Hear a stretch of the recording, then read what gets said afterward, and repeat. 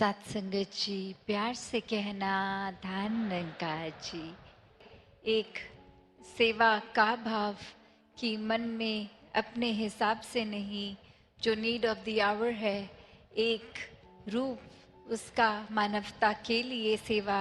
कैसे करनी है, कि ये कोई मदद रूप नहीं है, ये तो मन का समर्पण है कि हम होते ही कौन है कुछ किसी के लिए करने वाले। एक परमात्मा जो है और उसी का दिया ये जो रूप,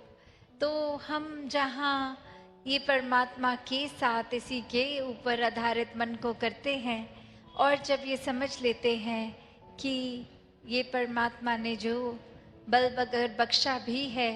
तो भी इससे सदुपयोग ही हो, इस शरीर से सेवा हो सके।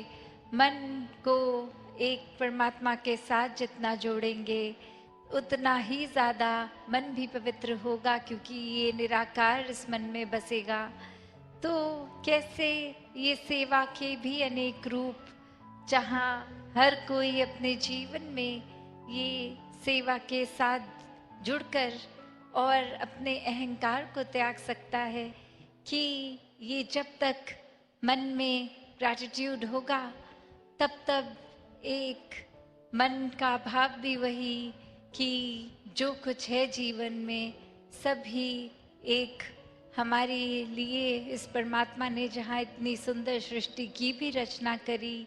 वहीं एक फर्ज हमारा कि इंसान बन के आए हैं तो वाकई ही इंसान वाले गुणों को भी अपनाना है। सिर्फ दिखावा मात्र नहीं, अंदर से भी हमारा एक जो कैरेक्टरिस्टिक हो वो इस रूहान के साथ जुड़ के इंसानों वाला ही हो। ये दैवीय गुण, ये मानवीय गुणों से एक युक्त जीवन जहाँ हर कोई जी सकता है। वहीं जितना ज़्यादा इस परमात्मा को जानने के बाद ये परमात्मा के जो चाहे ये निर्गुण निराकार है, फिर भी सारे ही गुण इसी में हैं, तो वैसा ही एक जीवन, ऐसे ही जीवन से हम भी युक्त हो सकते हैं। तो ऐसे गुणों को अपनाते जहाँ चले जाएं, वहीं ये बार बार दासी आपके चरणों में बात वही रखती है कि हम जहाँ कोई भी परिस्थिति में एक या तो शिकायत शिकवे कर सकते हैं इस परमात्मा से, या फिर उसी परिस्थिति में एक शुक्राने भाव से, because gratitude turns everything that we have into enough, कि ये जब मन में ग्रैटिट्यूड की बात है तो जो कुछ है, जो भी है जीवन में, चाहे वो फर्क नहीं पड़ता कि वो एक महल है या झोपड़ी है, एक रूप इस परमात्मा का जहाँ एक कर्तव्य हमारा पारिवारिक पालन पोषण का तो है ही, तो कोई काम से एक मन चुराने वाली बात नहीं हो रही। यहाँ एक मेहनत तो हर एक ने करनी है, इस समाज में हर एक ने रहना है और समाज और घर में रहकर ही भक्ति करनी है। कोई अपने आप को एक घर परिवार और अपनी एक रिस्पॉन्सिबिलिटी से काट के एकांत में कहीं दूर जंगलों में जाकर नहीं भक्ति करनी, क्योंकि एक परमात्मा ने जहाँ प्लेस किया है जिस रूप में, वहीं पे करनी है। एक आंख बंद करके नहीं, आंख खोलकर हर समय की। तो बात वही कि अपनी क्षमता अनुसार जो भी जीवन में एक आर्थिक रूप, एक धन दौलत रूप, और वही जो भी है उसको फिर अपने से ज़्यादा अगर किसी और का है वो देखकर अपने मन का सुख नहीं खोना। और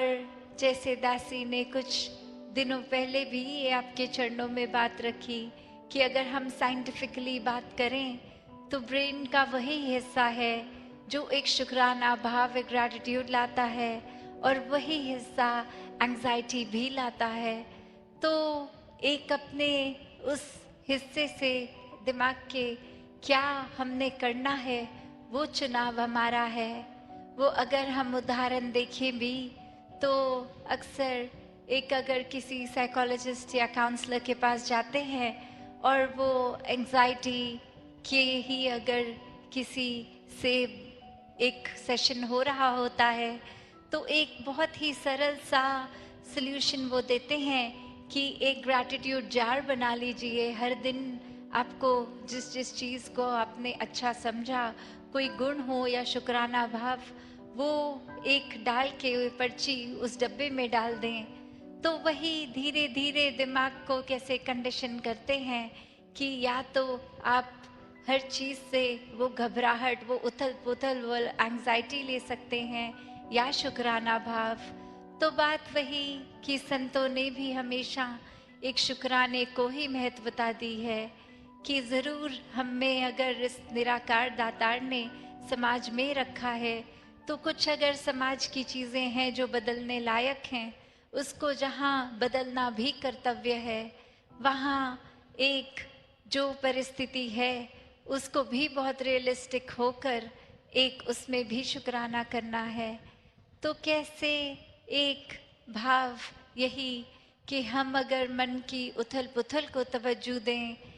या फिर सुकून को, शुक्राने को, तो हर एक का हर समय सुकून में रहना एक संभव है। इस निराकार परमात्मा को जानकर फिर मन में हर समय का सुकून है। फिर परिस्थितियाँ अनुकूल हों या प्रतिकूल हों, एक मन ठहराव में है, हमारे मुताबिक कुछ है नहीं है, उससे सुकून का कुछ लेना देना ही नहीं है। परिस्थिति अगर एक हमारे हमने जैसे अक्सर कुछ सोचा होता है ऐसा पूरे दिन में करेंगे और अचानक से कुछ सीरीज ऑफ इवेंट्स ऐसे हो जाते हैं कि उस तरह से दिन को दिनचर्या नहीं कायम हो सकती, तो एक मन बेचैन नहीं होता, क्योंकि उसमें भी दिखता है कि अगर कुछ और हमारी सोच से हटके हुआ है तो इसमें भी परमात्मा की ही देन है, यही बेहतर ही के लिए है, इसी में कुछ बेहतर है। तो बात वही कि जो इस बेरंगे के रंग में रंगा है, जो इस निराकार से जुड़ा है, वो हर समय के सुकून में जी रहा है, वो भक्ति हर समय का सुकून दे रही है। और फिर वो भक्त कभी भी अपनी एक ग्रास रूट्स के भाव को नहीं छोड़ता। तो कैसे एक ये भी रूप जहाँ एक मन में कुछ भी होता जाए, जब परमात्मा टिका है तो फिर इसकी हर चीज में इसी को प्रसाद समझकर कि हर परिस्थिति इस परमात्मा का ही प्रसाद है, उतना ही अच्छा है जितना एक कुछ और परिस्थिति होती अगर। तो ऐसे संत भक्त अपना जीवन जीते हैं कि एक अपने जीवन में हमेशा एक प्राथमिकता परमात्मा को बनाकर, एक प्राथमिकता जब एक मन टिक गया इस परमात्मा में, प्रेमा भक्ति की अवस्था हो गई, एक प्यार परमात्मा से हो गया, तो हम भी पूरे के पूरे प्रेम ही बन गए। और फिर जब खुद ही प्रेम है तो जिससे भी मिलेंगे वो प्रेम ही बटोरेंगे, बांटते चले जाएंगे। तो वही भाव कि खुद जहाँ एक प्यार बन गए, एक मन में सब्र, सुकून, शुक्राना, तो एक ये शुक्राने के साथ ही आगे जीवन को चलाते जाएंगे। और फिर वही बात कि कुछ भी हासिल हो जाए या ना हो, वो सुकून कहीं नहीं जाता,